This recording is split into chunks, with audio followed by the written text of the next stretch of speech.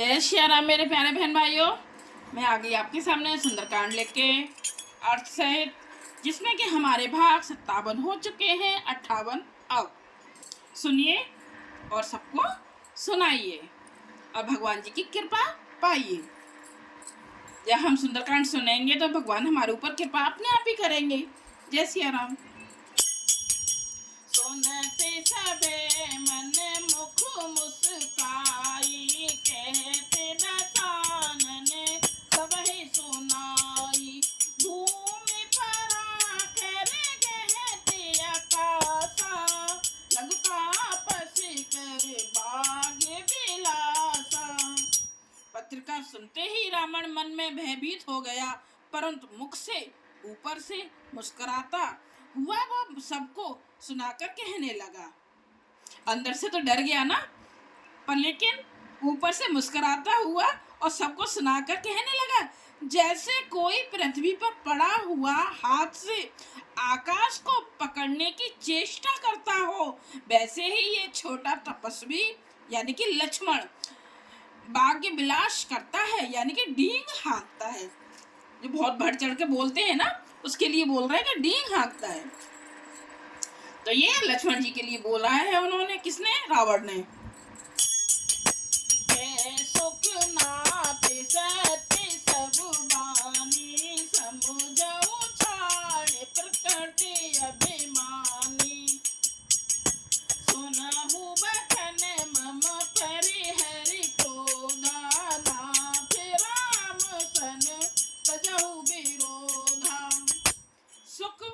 यानी कि दूत ने कहा, हे नाथ, अभिमानी स्वभाव को छोड़कर इस पत्र में लिखी सब बातों को सत्य समझिए। दूतों ने कहा कि अभिमान को छोड़कर इस पत्र में जो लिखा हुआ है उन बातों को सत्य समझिए।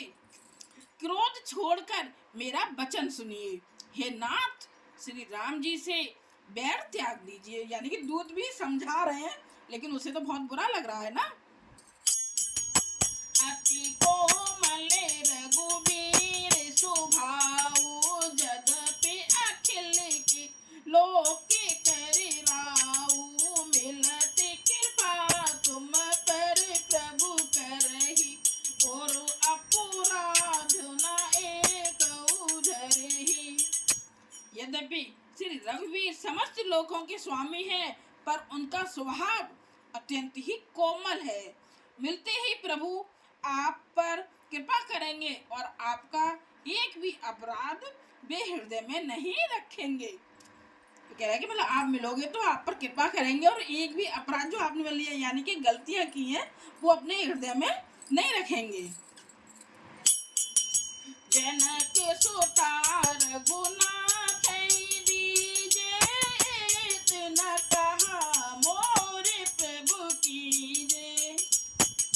जब ते कहा देने बेदी, चरण प्रहार कीने सटते।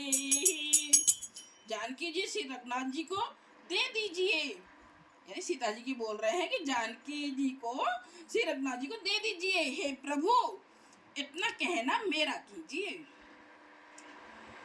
जब उस दूत ने जानकी जी को देने के लिए कहा, तब दुष्ट रावण ने उसको लात मारी। इतना बर्दाश्त कहाँ होता है ना रावण को, तो उसने दूतों को लात मारी। नाई चरण सिरो चला सोता, कृपा सिंधु रघु नायक जहाँ। करि प्रणाम निज कथा सुनाई, राम कृपा आपने गति पाई। वह भी विभीषण की भांति चरणों में सिर नमाकर वहीं चला जहाँ कृपा सागर श्री रघुनाथ जी थे। जब विभीषण ने लात मारी तो चरणों में सिर नमाकर वहीं चला जहाँ कृपा सागर श्री रघुनाथ जी थे। प्रणाम करके उसने अपनी कथा सुनाई और श्री राम जी की कृपा से अपनी गति मुनि को स्वरूप पाए। अगस्त की साप भवानी, राक्षस भयउ रहा मुनि जानी। मंदिरा में पद बार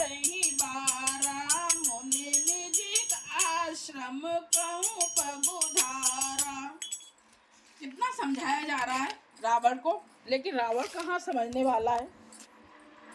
शिव जी कहते हैं हे भवानी, ये सब मतलब शिव जी बता रहे हैं ना भवानी को, यानी कि पार्वती माँ को, गौरा माँ को।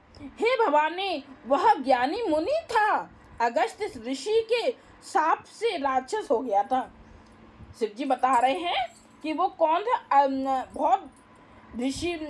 बहुत ज्ञानी मुनि था, अगस्त ऋषि के शाप से राक्षस हो गया था।